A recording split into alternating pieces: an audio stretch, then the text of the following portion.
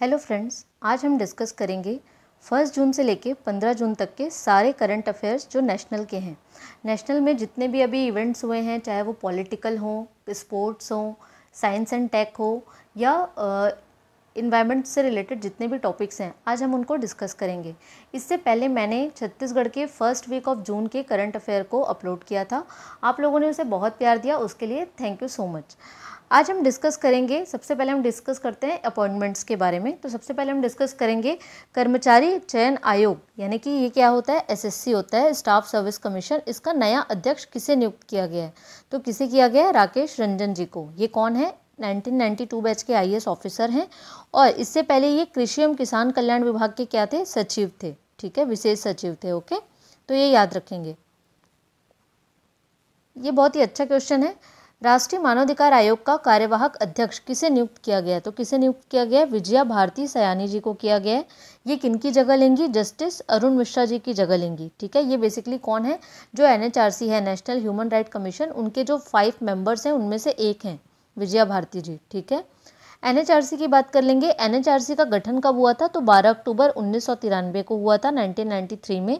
और बेसिकली इसका गोल क्या है, उद्देश्य क्या है? मानवाधिकार की रक्षा करना और उनको क्या करना? बढ़ावा देना। ठीक है, तो ये ध्यान रखेंगे। केंद्र सरकार ने किसे राष्ट्रीय सुरक्षा सलाहकार नियुक्त किया है? तो किसे किया है? अजीत डोभाल जी को किया है। हम जब से इस पोस्ट का नाम सुन रहे हैं राष्ट्रीय सुरक्षा सलाहकार, तो ये इस पोस्ट पे सिर्फ एक ही व्यक्ति हैं, वो है अजीत डोभाल जी। ये इनका कौन सा कार्यकाल है? तीसरा कार्यकाल है। तो पूछ सकता है कि पहली बार इन्होंने कब पद ग्रहण किया था, कब इनका पहला कार्यकाल था? तो वो था 31 मई 2014, यानी कि 31 मई 2014 या 31 मई 2014। ठीक है, इससे पहले ये कौन थे? इंटेलिजेंस ब्यूरो के चीफ रह चुके हैं। ठीक है, तो ये याद रहेगा। आगे बढ़ते हैं। ये बहुत ही इंपॉर्टेंट क्वेश्चन है, ये आप स्टार मार्क करके रखिए। ये बहुत ही किसी न किसी एग्जाम में जरूर पूछा जाएगा कि WHO, ये स्वास्थ्य संगठन लिखा गया है, ये WHO है। ठीक है, तो WHO ने किस भारतीय संस्थान को नेल्सन मंडेला स्वास्थ्य सुरक्षा पुरस्कार 2024 से सम्मानित किया है? तो किसे किया है? निमहंस बैंगलोर को। निमहंस बैंगलोर क्या है? National institute of mental health and neuro sciences का ये इंस्टीट्यूट है। ठीक है, इसकी स्थापना कब हुई थी? 1954 में। ये पुरस्कार किसने लिया है? प्रतिमा मूर्ति जी, जो इस निमहंस इंस्टीट्यूट की क्या है? निर्देशक हैं। ठीक है, आगे बढ़ते हैं। नेल्सन मंडेला पुरस्कार के बारे में थोड़ी बातें कर लेते हैं। बेसिकली ये पुरस्कार कब से दिया जा रहा है? 2019 से। कौन से क्षेत्र में दिया जा रहा है? स्वास्थ्य सेवा के क्षेत्र में। किनको दिया जाता है? तो व्यक्तियों को भी दिया जाता है और संस्थाओं को भी दिया जाता है। संस्थाओं में कैसी संस्था को दिया जाता है? तो दोनों को, गवर्नमेंट को भी दे सकते हैं और प्राइवेट को भी दे सकते हैं। ठीक है, तो ये ध्यान में रखना है। कौन देता है? तो WHO देता है। आपको कोई भी टॉपिक को ऐसे ही पढ़ना है, मतलब उसको तोड़ तोड़ के पढ़ना होता है कि नेल्सन मंडेला पुरस्कार स्थापना 2019। ठीक है, किसके द्वारा दिया जाता है? WHO के द्वारा। कौन से क्षेत्र में दिया जाता है? स्वास्थ्य सेवा के क्षेत्र में। किनको दिया जाता है? तो व्यक्तियों को और संगठनों को। संगठन में भी किसको दिया जाता है? सरकारी और गैर सरकारी को। ठीक है, तो ऐसे आपको ईजिली याद रहेगा। आप उसके एक बोलते हैं, एक ब्रॉड पढ़ाई होती है, ब्रॉड स्टडी करते हैं आप, और एक डेप्थ स्टडी करते हैं। तो आपको जितने भी कॉम्पिटिटिव एग्जाम है उनके लिए आपको दोनों स्टडी इंपॉर्टेंट होती है। आपको जितना ब्रॉड नॉलेज होना चाहिए उतना ही डेप्थ में भी नॉलेज होना चाहिए। ठीक है, आगे बात करते हैं WHO के बारे में। तो WHO की स्थापना कब हुई थी? 1948 में, और इसका हेडक्वार्टर कहाँ है? जेनेवा, स्विट्जरलैंड है। ठीक है, नेल्सन मंडेला जी की बात कर लेंगे। नेल्सन मंडेला जी साउथ अफ्रीका के प्रेसिडेंट रह चुके हैं और इनको अक्टूबर 1993 में शांति का नोबेल पुरस्कार भी दिया गया है। ठीक है, तो ये याद रहेगा, ये इंपॉर्टेंट क्वेश्चन है, इसको ध्यान रखिएगा। किस खिलाड़ी को तंबाकू नियंत्रण के लिए ब्रांड एम्बेसडर बनाया गया है? किसे बनाया गया है? PV सिंधु जी को। क्या खेलती हैं ये? बैडमिंटन। ठीक है, स्टार प्लेयर है इंडिया की। आगे हम बात करते हैं स्पोर्ट्स से रिलेटेड। नॉर्वे शतरंज टूर्नामेंट के क्लासिकल गेम में किस भारतीय ग्रैंड मास्टर ने जीत दर्ज की है? आपने देखा होगा, मैंने क्लासिकल को बहुत टिक किया है क्योंकि इसमें आप कंफ्यूज मत होइएगा। नॉर्वे शतरंज टूर्नामेंट कौन जीता है? मैग्नस कार्लसन जीते हैं। लेकिन उसका जो क्लासिकल गेम है वो कौन जीता है? तो वो R प्रज्ञानंद जीते हैं, जो कि भारतीय ग्रैंड मास्टर हैं। कहाँ से हैं? चेन्नई से। और इन्होंने किनको हराया है? तो मैग्नस कार्लसन को हराया है, जो दुनिया के नंबर 1 चेस खिलाड़ी हैं। और कहाँ से हैं ये? नॉर्वे से ही हैं। ठीक है, तो ये याद रखिएगा। क्लासिकल गेम मतलब ऐसा गेम होता है जिसमें काफ़ी धीरे धीरे खेला जाता है, मतलब इसमें चाल चलने के लिए काफ़ी टाइम दिया जाता है उनको, तो वो गेम जो होती है चेस की वो क्लासिकल गेम कहलाती है, ठीक है, क्लासिकल टूर्नामेंट। आगे बढ़ते हैं। इंटरनेशनल क्रिकेट में 600 छक्के लगाने वाले दुनिया के पहले बल्लेबाज कौन बन गए? रोहित शर्मा जी। और ये कब लगाया है इन्होंने? 5 जून 2024 को, अभी जो T20 वर्ल्ड कप चल रहा है वहाँ पे लगाया है। किसके खिलाफ लगाया है? आयरलैंड के खिलाफ। तो जितना इंपॉर्टेंट ये है कि रोहित शर्मा जी बन गए, उतना ही इंपॉर्टेंट ये है कि वो मैच भी पूछ सकता है कि किस मैच में उन्होंने ये रिकॉर्ड को तोड़ा है। तो ये आप बता सकते हैं कि T20 वर्ल्ड कप 2024 में 5 जून 2024 को आयरलैंड के खिलाफ। फिर मैक्सिमम सिक्सेस किसने किसने मारे हैं? तो रोहित शर्मा जी हैं पहले नंबर पे, उसके बाद क्रिस गेल हैं, उसके बाद शाहिद अफरीदी हैं, ठीक है।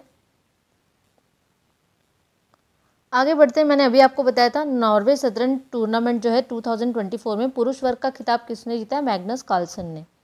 अभी फ्रेंच ओपन हाल ही में संपन्न हुआ है, तो फ्रेंच ओपन 2024 में पुरुष वर्ग में, ये सिंगल्स की बात कर रहा है, ठीक है, मोस्टली सिंगल्स के क्वेश्चन पूछे जाते हैं। सिंगल्स का खिताब किसने जीता है? तो किसने जीता है? कार्लोस अल्काराज ने जीता है। ये कहाँ के रहने वाले हैं? स्पेन के रहने वाले हैं, ठीक है। फिर बात करते हैं फ्रेंच ओपन टेनिस टूर्नामेंट 2024 में महिला सिंगल्स का खिताब किसने जीता है? तो ईगा स्वियाटेक ने जीता है, ये पोलैंड की हैं, ठीक है। फिर बात करते हैं हॉकी पुरुष जूनियर विश्व कप 2024, ठीक है, फेडरेशन ऑफ इंटरनेशनल हॉकी है ये बेसिकली। इसकी मेज़बानी किस देश को मिली है 2025 की? किसको मिली है? भारत को। ये जो हॉकी जूनियर विश्व कप है पुरुष का, वो भारत कितने बार जीत चुका है? 2 बार जीत चुका है। कब कब जीता है? 2001 में जीता है और 2016 में जीता है, ठीक है, तो इसको याद रखेंगे।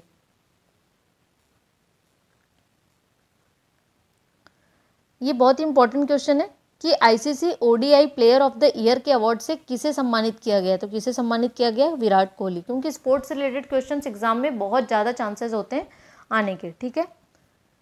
पेरिस ओलंपिक 2024 में क्वालिफाई करने वाले भारतीय पुरुष मुक्केबाज कौन बन गए हैं? तो कौन है? निशान देव, ये पहले हैं, ठीक है, तो ये याद रखना है, पहले भारतीय पुरुष मुक्केबाज हैं ये। अब हम राजनीति से रिलेटेड करंट अफेयर को डिस्कस करेंगे। सबसे पहला है कि अभी अभी हाल ही में प्रधानमंत्री मोदी जी ने अपने तीसरे कार्यकाल के लिए क्या लिया है? शपथ ग्रहण। तो ये कौन से दिनांक को लिया गया है? तो कब लिया है? 9 जून 2024 को।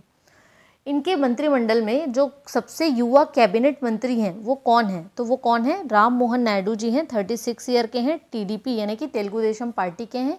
ये कौन से मंत्री बने हैं? तो ये नागरिक उड्डयन मंत्री बने हैं, ठीक है, तो ये याद रखना है।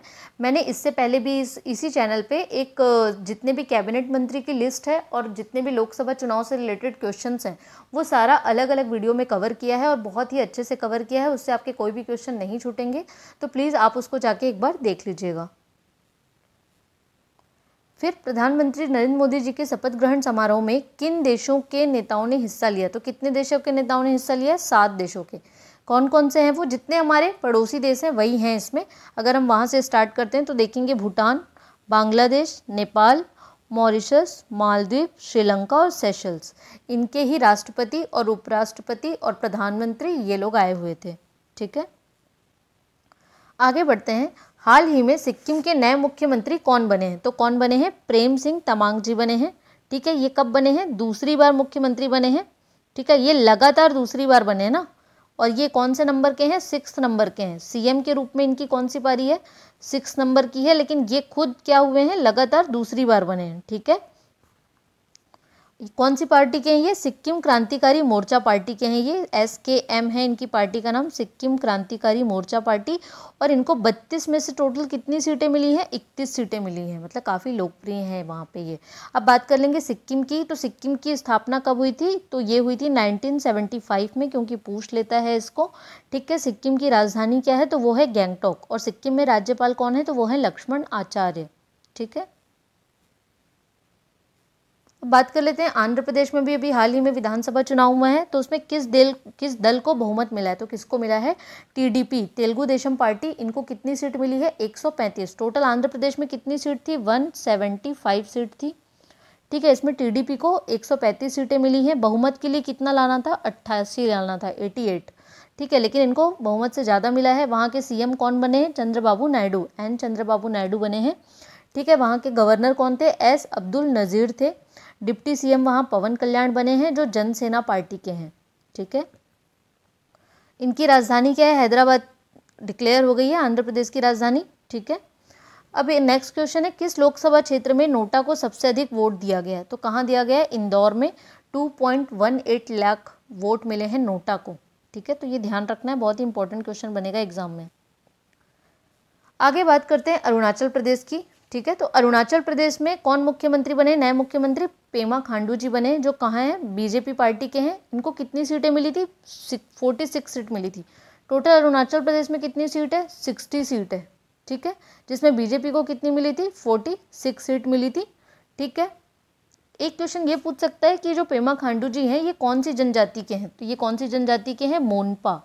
ठीक है, तो इसको ध्यान रखना है, ये मोनपा जनजाति से संबंधित है। इसकी राजधानी क्या है अरुणाचल प्रदेश की? ईटानगर है। और यहाँ के राज्यपाल कौन है? कैवल्य त्रिविक्रम पटनायक। ठीक है, ये बहुत ही इंपॉर्टेंट क्वेश्चन बनेगा। नेक्स्ट क्वेश्चन, हाल ही में मासिक धर्म अवकाश देने वाला पहला उच्च न्यायालय कौन बन गया है? तो कौन बन गया है? वो सिक्किम हाई कोर्ट बना है। ठीक है, तो ये ध्यान रखना है। आगे बढ़ते हैं, वैश्विक लैंगिक अंतराल सूचकांक जेंडर इंडेक्स जो होता है, वर्ल्ड जेंडर इंडेक्स, उसमें भारत का कौन सा स्थान है? तो कौन सा है? 129 है। ठीक है, तो ये याद रखेंगे।